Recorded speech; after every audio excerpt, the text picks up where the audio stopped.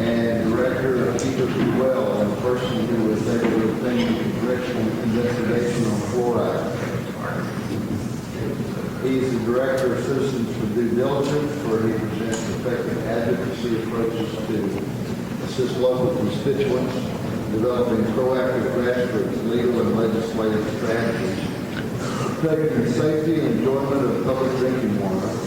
And he's an honorary member of the IAOMT. It's my privilege today to introduce to you Jeff Green.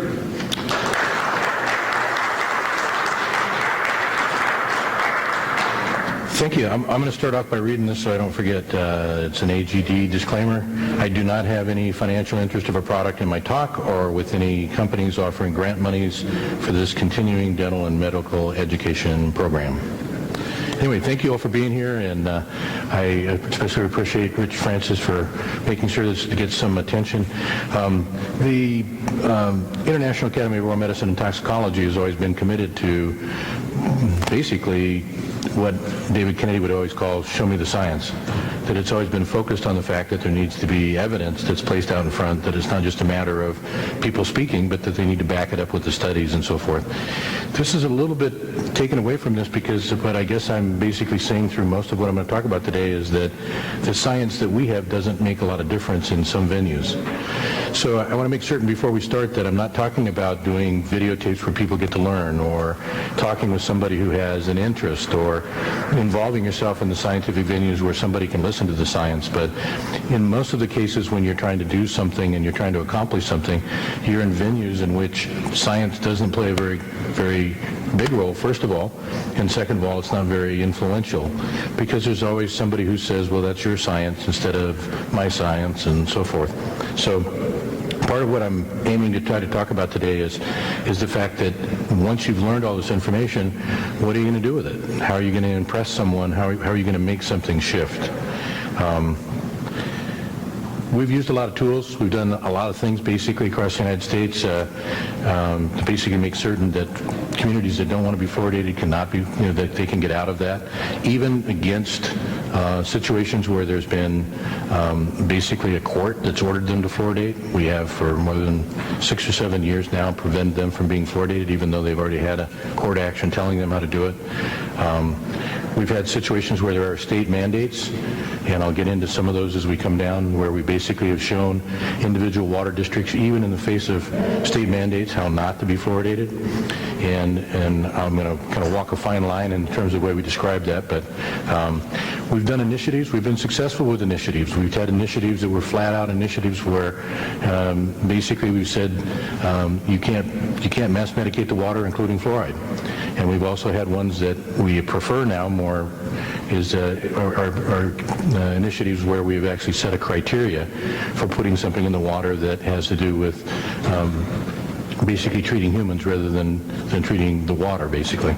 So we've been successful with those, which basically meant that we not only had to write those, we had to go through the whole process, but we also had to find the support for them. And usually when we've done those kind of initiatives, we've won closer to the 70% range, 63, 70, that kind of things, in places like Nebraska, some of the places in California, and other places like that.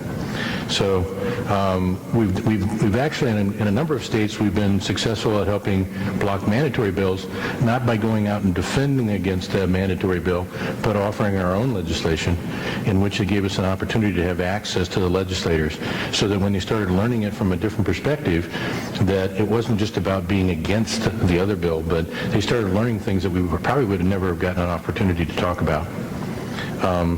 We've used requests for retraction. If you haven't seen those before, it basically means that when you see a doctor stand up in front of you and he just lies in the first 10 seconds, there are restrictions on what he gets to do.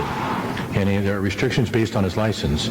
So it's not everybody that doesn't get to, but his own state licensing board has restrictions on being able to make false and misrepresentations, and utilizing his own license as a credibility factor. And so we've been effective at altering the way that people see it and change it. We've blocked sometimes legislation even being introduced because they weren't prepared for that. We've had some situations where we've gotten retractions right the day before something happened, right before it went on the ballot, where it's just really changed the nature of it. So there are lots of tools that we get to use that are not just about going out and talking about the science or convincing someone that we're right. Obviously, Kathleen Thiessen has done a lot of this for us, basically, but we've been involved in obviously commenting on some of these scientific panels. Recently, Dr. Thiessen actually represented the IAOMT in front of what they call a Proposition 65 review, where basically fluoride, in this case, was placed in so that it would be on what we would call a warning for Prop 65, where every person in the state of California would have to be warned anytime they're around fluoride, or if it was in the environment, because of its cancer-causing properties. So we were not successful, but then they already told us that before we started. So, but I appreciate all the information that went in there. I was able to get a congressional investigation. And it's amazing because even the people who fight fluoride don't typically go look at what we learned and what we found out about it. But in fact, because we were able to get a congressional investigation where the House Committee on Science allowed us to write the questions that we posed to the various agencies, first of all to the EPA, eventually to the EPA again, a second round of it, but much more thoroughly, but also to the CDC, also to the National Academy of Sciences, also to the FDA, and most importantly, the NSF International. And if you don't know what NSF International is, then that's something that we'll bring up a little bit later right here. But all these were very important. When I actually went to the chairs of the committees on the House Committee on Science, and I kind of laid out what we kind of thought was happening, they basically told me that, hey, they're going to lie to you. You know, I mean, it's not, I mean, they're not supposed to lie to us, but they're going to lie. And I felt like we could ask the questions in such a way that it would alter that, and then we would be able to see through it, or we'd be able to catch them at it. One of the interesting facts that came out that we got them to actually put on paper is that we asked them to send the toxicological data that they have on the silicofluorides, including hydrofluosilicic acid. And they had to write back and said that they didn't have any data. So it wasn't a matter of they didn't like the data. They basically said that they didn't have any chronic studies on the actual substance that's used in at least conceivably close to 90% of the fluoridation programs. So from the very beginning, getting the answers back, all of us should have known from the very beginning that whenever they say it is safe and effective, the one thing that almost I believe everybody misses is how come you didn't ask them what the it was? Right now, most of the, if you want to call it the endorsements and the claims, are based on the public policy of fluoridation. And even though I disagree with that, and many of you probably will too, the public policy of fluoridation, the courts have determined is a legitimate government interest. Throw something in the water, save people's lives, make them all happier. They believe that that's a legitimate government interest. You know, obviously, most of us would know you can't control dosage, and it doesn't work that way. But it isn't the public policy that you can go after. And so most states, at least 12 states, because of the laws that they have with mandatory fluoridation bills, most states you can't actually go after the public policy and achieve anything. And it's not because you're not right about anything, it's just that the courts aren't going to agree with you, and in the long run, the proponents of fluoridation know that you're not going to be successful there, so they hang in there for longer. Some of you know that we've been involved with lawsuits. A current lawsuit that we have going, it's been filed about a year ago. It basically is a lawsuit against the Metropolitan Water District of Southern California, which is the largest water supplier in all of California. It supplies almost 17 million people. It is not a retail organization, it's a wholesale organization, and so it's supplying water to everywhere else. It is not compelled by the state to fluoridate. It has no duty of care because it doesn't have any representation. There's no public representation on it at all. So in fact, they basically are just doing it as a private entity, fluoridating because they want to. And they just basically politically were able to convince other people. So it's not something that you can get after. You can't typically go after them and get rid of them and take them off of the board necessarily. So we've gone after that, and the case is fairly simple. It's basically protecting the constitutional right of the plaintiffs to be free of bodily intrusion from basically compelled medication with fluoride without their own consent, an unapproved drug without their own consent.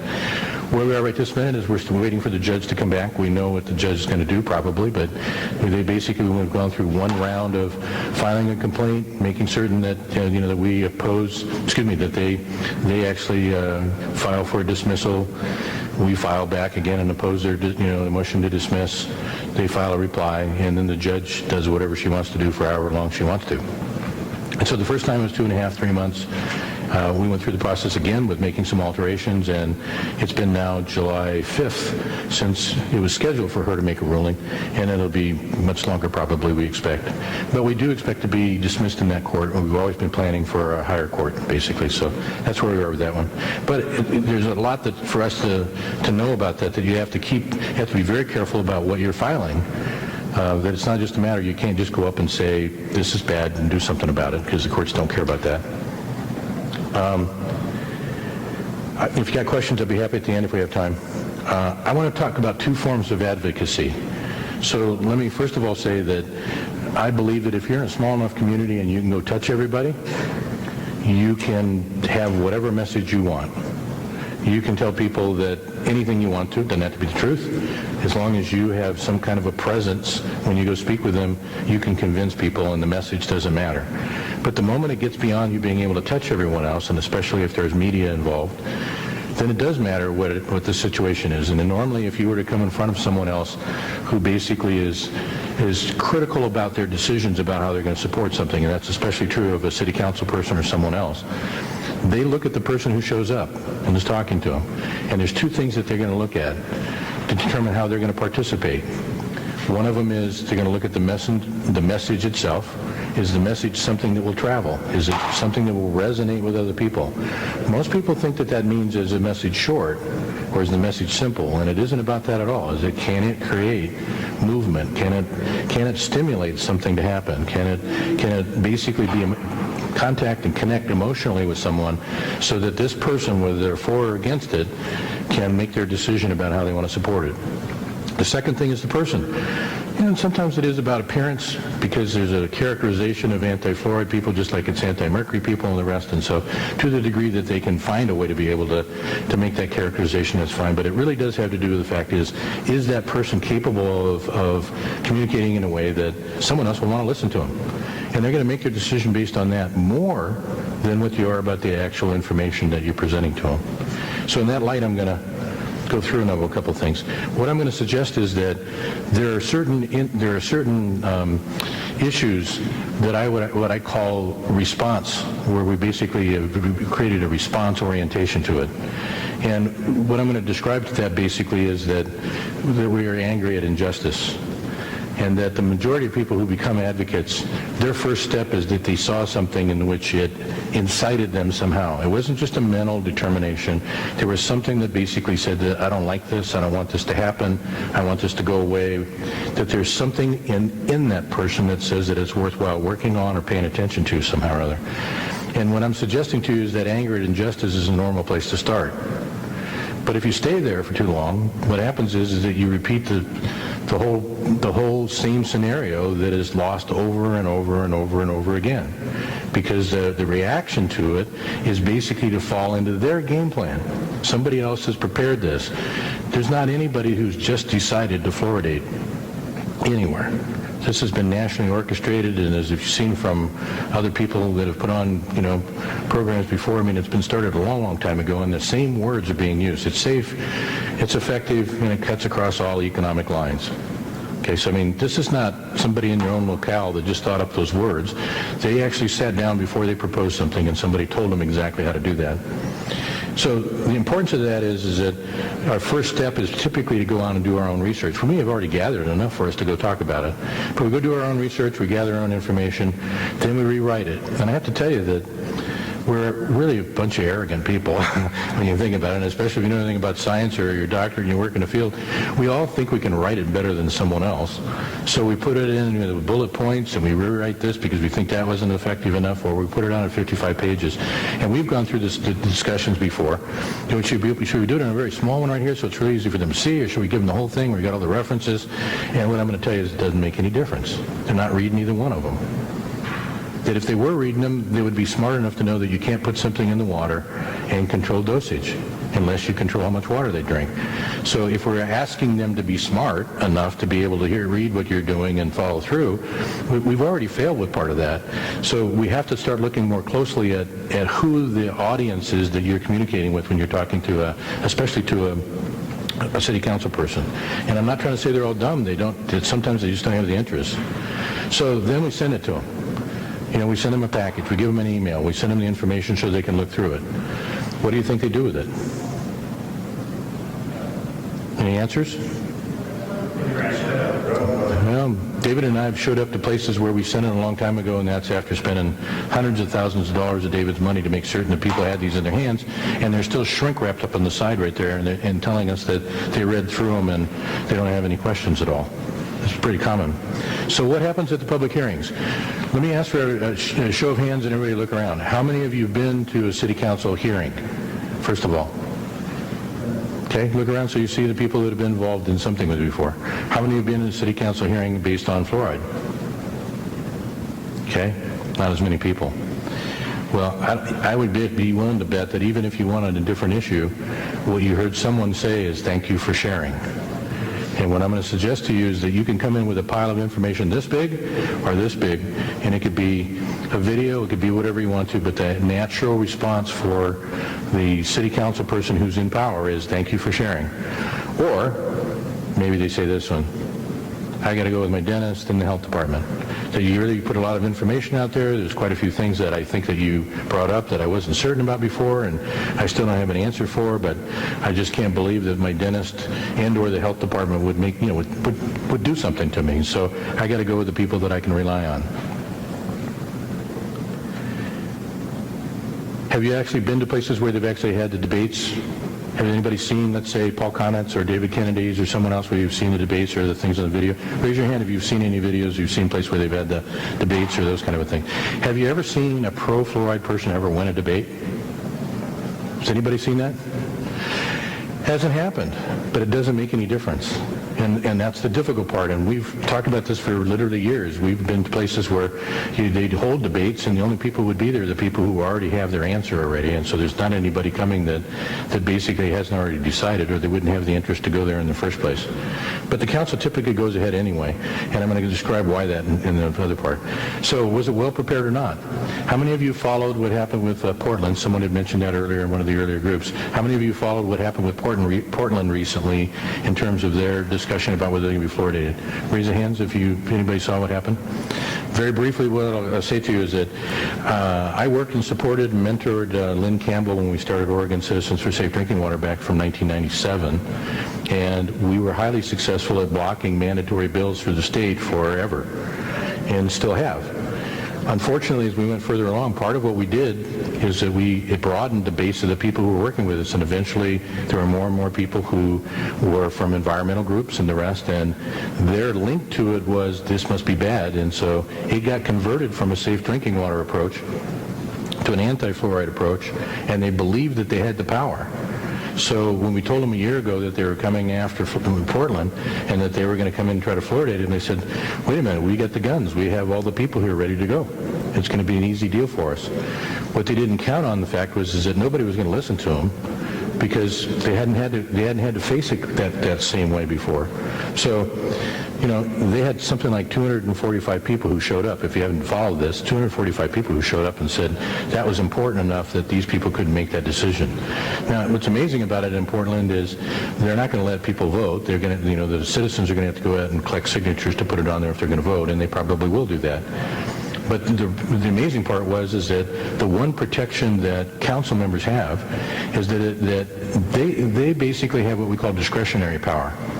And discretionary power basically means that they get to weigh information, and they get to weigh information in such a way that they don't have to take the smartest route or the best route or the democratic route or anything else. In fact, the test for their discretion basically is not beyond a reasonable doubt. So even though if you might prove that they were wrong beyond a reasonable doubt, it doesn't matter, even in court. That their test for them is no contest, meaning that there can't be any controversy at all. So they're heavily protected, and that's the only reason that they have what I call these, probably the next thing here is what went wrong, is that these things are dog and pony shows. that they've already made up their minds before they get there. There may be some shift in some places, but it's rare. Somebody's already made up their mind before they get there. So the importance of it is that basically these council members have already made up their mind. People are coming in and talking with them, and they're basically fiddling with something else most of the time, or paying attention to someone else, and very seldom are they listening to the information. So unfortunately, a lot of us have spent a lot of time and energy attempting to provide information like it was the real deal. And here's the part that I believe is missed, is that when we're talking to someone, that doesn't necessarily mean that that person we're talking to is engaged. And the one thing that we've seen all the time is that what's missing is that nobody engaged these council persons. No one has made certain that that council person has an understanding of how their activities are how they're going to matter to them. And so some people have attempted to do that by saying, oh, we're going to sue you, or, your own kids are going to drink this, and they don't realize that that has no impact. That even though you'd think it should have to have some impact, it doesn't have any impact. They get told all the time that they're crooks. They get told all the time that they're not doing the right thing. So a more accurate assessment, it has nothing to do with the benefits of fluoride or children's health. So I know how much that sounds like heresy for every one of you who think that you're going to put a package together and you're going to give it to a decision maker and it's going to be of some importance. And I would tell you that if I was working with you, don't take any paper in with you. Don't take anything in with you. Anything you present to them, you've made them the judge, and you present it to them, and they, again, thank you for sharing. So you have to find venues or ways that you can make those people participate in order for you to get to the next step. So what is it about? And most of you know this off the top of your head. It's about politics. It's about power. It's about personal agendas and whose side are they going to be on. And some of those things, let me give you this scene right here. A council member, you got to remember they're sitting on the other side of the way right here. So what? You want me to admit that my city's been harming people? What do you think? Let's say you're the council member, are you going to do that? Answers? How many are going to do that? How many are going to admit you've been harming people? How about the next one? Tell people that my previous position was all wrong. How many politicians do you feel really good about that they would just raise their hand and say, okay, I was wrong from the very beginning. I just want to stand up here and tell everybody.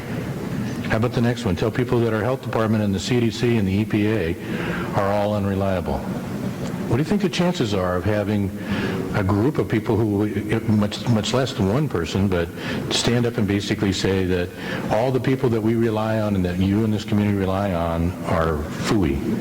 And I'm going to say that right this second. How many people do you think are willing to do that? I don't know. Is anybody, if they're in that position, they'd be willing to say that? College Station, they had an amazingly collegial discussion of that subject, and then they voted it out as a college station as Texas do that. They did just that. They were so amazing. If you want to see that. Well, let's count them. Let's count them, because if you can find more, there are some people who made decisions in the beginning, but the truth is you don't have to go beat them up, and you don't have to show them the information. That if a person had the sanity that is required to be a steward of the public water supply for everyone, he'd already know you can't control dosage, and he would have made up his mind without any information. So my point to it basically is we think because we become educated, because we know this information, that somehow or other that's what's going to make the change, make the shift. Carry the burden of proof. I can tell you a story that David and I, and I'll try to abbreviate it, but David and I went over separately over to Hawaii, over to Kauai, and because there was a group of anti-fluoride people who wanted the water district to come to a formal decision that they weren't going to fluoridate. The problem is that the people at the water district didn't want to fluoridate, but they didn't want the pressure because they felt like they can't carry the burden of proof of being anti-fluoride every day against that. All they need is a dentist to keep hounding them all the time. And their point was, we don't have a problem with the politics the way you think we do. So we're all Democrats right here. We're not worried about a Republican coming in. Our own party is going to throw us out for somebody that's going to follow through with this. So unless we pay attention to what their needs are and what we can do about them taking these kind of positions, then what ends up happening is we're just talking to them and at them as opposed to talking with them and figuring out a way to be able to do it. Okay, you're going to turn your back on the whole medical field? I have to tell you that may be as big as a lot of other things where they don't want to be seen, they don't want to be seen as quacks. So what's missing here? what I'm going to say to you is that there's nothing missing in the approach that's taken if you're taking what I would call basically a responsive approach. It would mean that if you see something in a newspaper and it's got 15 lies in the first paragraph, you're going to feel compelled to try to answer every one of those 15 lies. Not realizing that trying to respond to those 15 lies, you have to repeat the lies so that everybody else gets to hear them again so you can say they aren't any good. But the truth is that's the responsive part, and it's what I call protest. And unfortunately, we usually end up with the same kind of answers. Can we win some of them? Yeah, we can win some of them sometimes. But the point is the dynamics are working pretty much the same all the time. And if you notice what's happened in many places is they've been successful, somebody's been successful, and they're right back 2 years later to hit it all over again with exactly the same process, and except it's going to be the same story. It's still going to be safe and effective and cuts across all economic lines, and it's going to be great for you.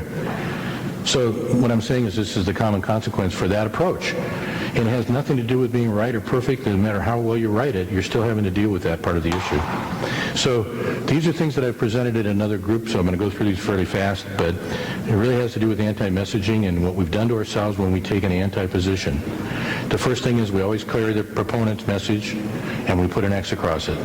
So in the case of fluoride, for an example, we're talking about children's teeth and we're putting an X across it. And so to most people it means that we're against the goal of reducing tooth decay for kids. And they use it every day. They use it all the time. It's the most important part is it's the first signal that you're out of power. You know, if you're in power, you just do what you want, and you explain it or don't explain it if you want. But when you're out of power and you're you're coming in whining and asking them to do something, they're going to tell you whether they are going to let you do it or not. And in most cases, you wouldn't have to be doing this kind of a process if they were planning on taking an honest look at it. You wouldn't have to be worried about it. It's almost always shrill. Now, some parts of that being shrill is because if you get put up there where all of a sudden you have 3 minutes and then it becomes 2 minutes and then it becomes 1 minute, we go back to it, our anger at injustice, and we're right back there trying to get everything out in a minute's time, and it doesn't work that well. And so it's very easy to characterize people who are against fluoride very easily because you get mad. It's hard not to get mad when you know they're not listening to you and you only got a moment or two and you get frustrated. And of course, one of the things that sets that off is that you always got a timekeeper who takes a different timekeeping for the proponents than they do the other ones. And so somebody always pops off the wrong way. And so that gets to be characterized really easily. It usually panders to our own side. I have to say this. Who cares what we think? We already know how we're voting. We already know what we're doing. Why are we talking to each other? You know, what we need to be talking to is somebody that can do something about it in the first place. So the more that we say about how bad fluoride is and the more, kudos that we get from someone else, so what? We already knew this. What about the people who are the 60, 70, 80, whatever you think the percentage is that's in the middle, who will never spend the time that you have to learn about this? You're not changing the bad guys' view of this. There's a screw missing there somehow or other, and if not that, then there's enough people who basically have another reason for moving forward. So trying to change the few people. How many people do you think are out there who are really trying to promote fluoridation? What would you guess in either your city or across the United States? How many? In Austin, a TV station actually took a survey and it came almost 50-50 despite constant promotion of fluoride. Well, I'm not talking about the people who vote or the people. What I'm talking about is how many active people are out there trying to make sure you're fluoridated. You can count them on your hand in any city. There's not 100 people out there trying to make sure you get fluoridated. The most recent one in Portland, they got 50 groups to be involved, but that's tremendously different than most other places. Yes? I'd say usually it's the director of health. I mean, I work for him. He goes to some meetings and Right. finds out that fluoridation is the right way to go, and then he tells the city council. Right, and so there's obviously a structure of the departments of health that they're continuing that, and there's a couple people who are politically minded that are dentists, but you're not going to see San Diego County where you got 2,000 dentists. You're not going to find 100 of them show up. You couldn't get that many of them to show up for pro-fluoride. I'm going to move on. We can talk about other things in a minute. What I guess I'm really saying is that if you're not engaging with your audience, then you're not going to get very far with it. And in this particular part of it, we're missing 60 to 80% when we're talking about how bad it is, because there's always somebody else to say it's good. And what's our messaging look like? I'm right. We're smart. We know what we're doing. I'm right. And I'm sorry, but that's the way we handle it. We try to shove it down their throat just exactly the way the promoters would do. And I guess I would tell you that if we had fewer people basically who are opposed to that issue, most people could never want to listen to somebody, the proponents, say what they're saying. It doesn't make any sense. So sometimes our anti-messaging takes the place of other people thinking. Here's what some of the things that are missing. Benefits and enjoyment of water. How many times do you hear that somebody's talking about the true value of water to them?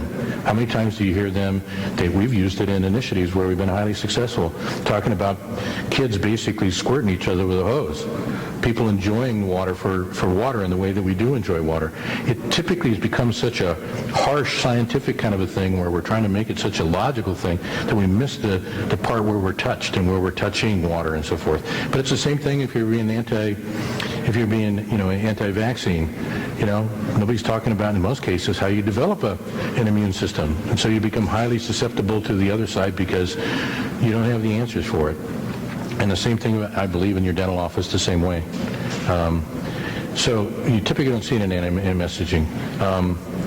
How frequently do you hear somebody talking about the public policy? I'm not talking about just telling everybody to brush their teeth. How about the public policy that could be incorporated in a community if they really thought that children's dental health was that important? How many times have you heard that story come up? How many times has an anti-fluoride person came out and said, you know what, I got a plan that's better?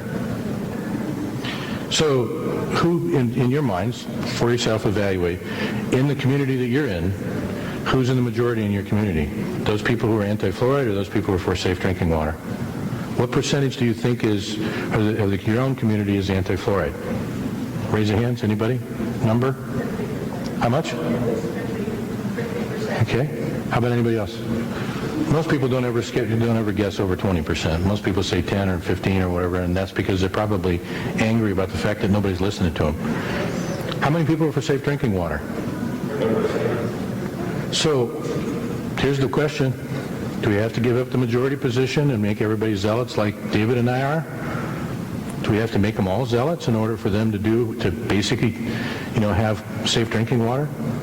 And I'm suggesting you don't even have to make fluoride bad for people not to want it in the water. All you have to really do is understand the nature of fluoride in the first place, and you'd never drink it. All you have to do is figure out how much fluoride you have everywhere else, and you wouldn't want it in the water. But we don't get there because we have so much information. We have so much information that we think that that's what we have to do, because that's what we've been taught. That's what the other side says. You got to show me the science. No, we don't. Who has to show the science?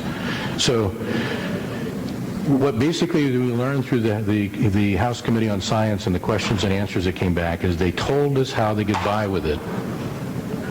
And so I'm just guessing, but some of you, when you've ever talked about basically the problems with fluoride, somewhere along the line you got ramped up, just like David does or I do. We ramped up and we start telling them some stuff, and before you get too far along, they go, well, wait a minute, what about? Has that happened to any of you? Raise your hand if it's happened to you. Somebody interrupts and they want to ask you a question before you get through with your list of 50. What I'm suggesting to you is that they don't need all those answers. They already ran into one thing that they need to have answered right that second. How do they get by with it? If that's true, how come the dentist? How come? So those are the variables, the whys, what I call the whys, that get inserted in the middle of that.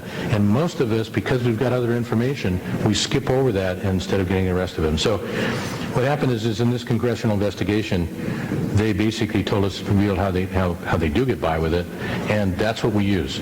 So what's the response-oriented advocate's biggest mistake? It's carrying the burden of proof. Every time you carry a piece of paper around and say, this is the truth, the other one comes up and says, yeah, but my health department guy says that's not the truth. So where does the council member hide? Answers? I hide behind I have to rely on my status quo, my health department, my dentist. I know these people wouldn't lie to me, even though they can't answer the simplest of things, and I can say that part, but they get to rely on an expert.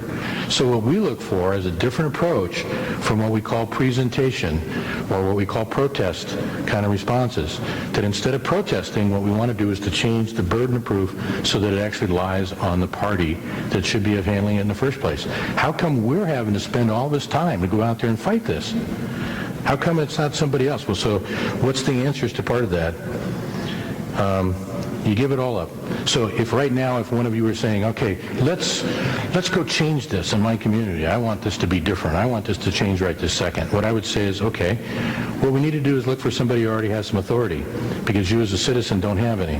There's ways to be able to create that authority. You can go do an initiative. You can file a lawsuit. You can do some other things, but each of those have their own restrictions. But let's say that I want this to change, and I want it to change through the council. All I'm looking for is one champion. I don't want consensus. I don't want everybody. I just want one person. And when I get to them in the first place, if you referred them to me on the telephone, I would say, the first thing I want to tell you is, I don't want you to become an anti-fluoride. You're not doing me any favors, or you either. So I'd ask them to get rid of all of it, abandon all of the information you learned about it, get rid of the answers, quit having the answers, because it's the person who asks the right question gets to control the whole process. So we basically make it about due diligence, and we make it so that it's another person doing it. So we look for somebody who's a champion, and this is the person who is a champion to me. It's a person, it could be male or female, but it's somebody that's on a council or a water board or something else, in which they're a position of power, they've been elected.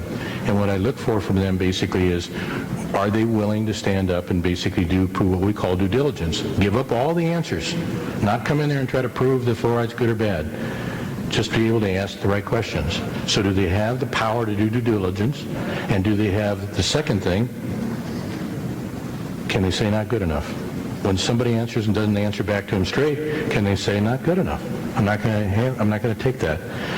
All I need is one person who will start that process and stick with it. And as long as we don't interfere by going back and trying to give our own answers every 5 seconds so that the rest of the council can hide behind that. And we've had that difficulty before where they just hide behind what someone else said, not what we're saying or what we're doing in a process. And what we ask the champion to do is to get rid of all the anti-fluoride advocacy, and this is what we ask him to become an advocate for. Accountability. So ask yourself, can you believe that you could convince a city council person to be in favor of accountability? Can you get them to become in favor of full disclosure? Can you get them to be in favor of compliance with all laws? Can you get them to be in favor of conformance to standards? And anybody who's opposed to that, what can you do with it? They're not going to be there long if they take that position.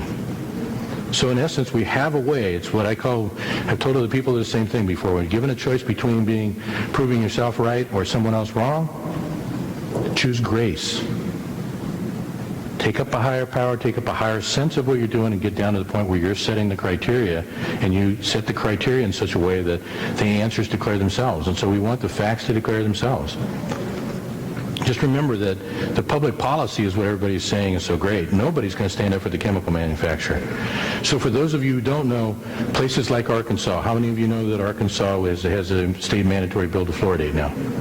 Raise your hand if you know. What did you just say? I'm sorry, the state of Arkansas passed a mandatory bill for fluoridation. Is that something, how many of you know that already? Okay. All of the water districts I'm working with will not be fluoridated. They've already gone through the initial steps that we've asked them to do before anybody could stop them. There's nobody that can stop them now at this point. They've come in, they try to give them the money, they try to pressure them, and in essence what's happened is because we've had a champion, and sometimes that gets a little wishy-washy, but because we've had a champion, it means that they're not going to go forward. Why aren't they going to go forward? How do they have the right to not go forward? Anybody's answer? Yes. Because some champion on the city council is asking for documentation that the product is safe and effective, and they don't have that documentation for the product being provided. Exactly. There's actually two parts to that. He's exactly right on one part, that through the basically the congressional investigation, what NSF International, which is a private organization, when U.S. EPA gave up oversight for direct water additives back in 1988, they gave it up entirely. They gave it up to basically an industry-controlled standard setter, basically NSF International. And in some cases, they're thought of as being very respectful, or basically, I guess, well thought of, I guess is the way I should say. At any rate, it turns out that when we did the congressional investigation, when I wrote the questions for Congress to ask them the question, we asked them if a certain portion of the standard that most states have adopted and put in their state. We asked them, one, is this really part of the standard? Is it valid? Two, is it been peer reviewed, or just can't we read? And 3, send the data, because Congress had the right to ask for the data that was sent, which you and I don't get to. Well, we can ask, but they don't have any reason to give it to us. So what it turns out is that they said they don't do it that way. So since 2000, we've known that not one chemical manufacturer of fluoridation chemicals has ever met the law. Now, if you run in, and this is the problem I have with people who get this piece of information, that they run in and tell everybody that they didn't do what they're supposed to do, you got all kinds of problems with standing. You have all kinds of problems with anybody. How do you know that? Because the truth is that they told us that in 2000. They told us again in 2004 in a deposition. And for those of you who don't know, on July 26th of 2012, 2 months ago, the EPA told everybody again that they don't have one toxicological study on the continued use of hydrofluosilicic acid. Now, the amazing part is they've been willing to get away with that for this whole time period. And what's just as amazing is that there have been 2 now, and they didn't fess up to it and didn't tell everybody that there's been 2 studies out on hydrofluosilicic acid since then. And so they actually lied, to this Freedom of Information Act. So we've been able to utilize some of these things. So because part of what we're doing is we're actually removing the reliance on these other agencies. Because if you'd gone into some of these situations before with some of the council members, what you'd find is, well, if you can get the CDC to say this, or if you can get the EPA to do this, or it's something else in which they divert the attention to someone else who's going to be responsible. But remember, what we're looking for is accountability. So we've been able to use this all up and down since 2003. We've done it. We've had letters go out to every chemical manufacturer in the entire United States and Canada, as well as over to China and Japan and Russia, although we don't know for certain what they do with that when it gets over there. But at any rate, not one manufacturer has been willing to stand up, and there's 2 parts.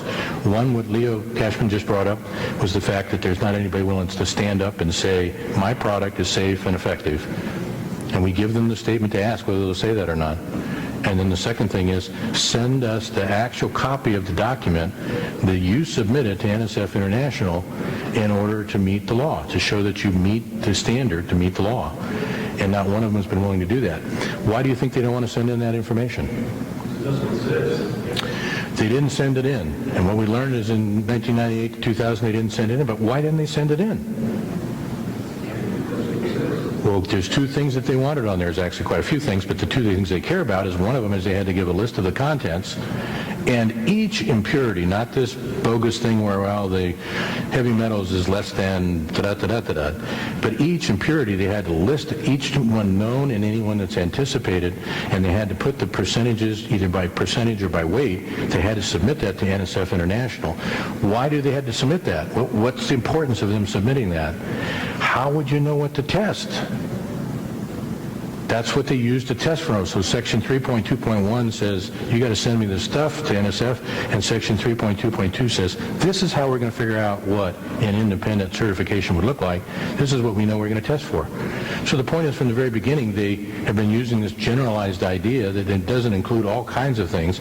And for those of you who had the opportunity to look at Gary Pittman, either on part of a film or somehow or other in the book that he wrote, he's pretty clear about the fact that there's 17 things in there, or 22 things, or 35 things, or whatever, because that's where he worked in there.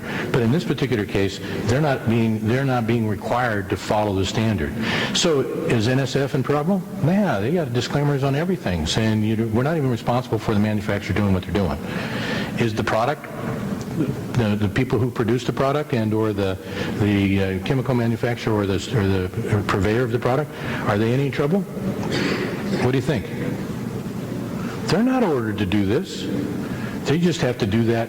It's the water district who's purchasing it has to purchase it from someone else who's performed these kind of things. They can be a manufacturer and not do any of these things at all. But so it's up to the city itself. So it finally comes down, the only entity that can actually select the chemical that goes in the water is the water district itself, the board that's right there. There's nobody else will help them. There's nobody to stand up. There's nobody that's willing to take on the liability. There's nobody that's willing to indemnify. No health department in the entire United States will stand up and say, this is the one you have to use. And none of them will back it up. They'll talk about the public policy until they're blue in the face. But we've had places that we've blocked for 10 years from being fluoridated. Full 10 years where they were ordered to fluoridate, and they blocked it by saying, you have to tell me which one we're compelled to use. And if you don't tell me that, we're not going to begin.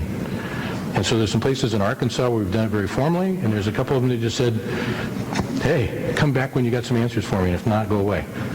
So it does take somebody who stands up, and if we have one person, we just had something happen in Ormond Beach. If you end up looking at what happens in the news things, if you look at the Google and the rest, you'll see that the city decided 4-1 to purchase fluoridation chemicals.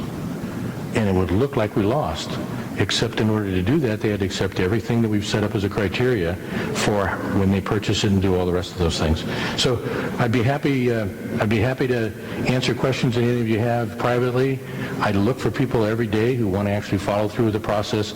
Even if you decide to do something later, it turns out every one of these things improves your chance and your opportunity. You're in a better position. So you can't lose anything by trying those approaches if that works.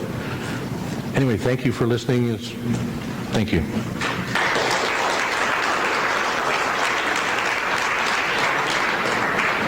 The code is JG for Jeff Green 912, FL again for fluoride. JG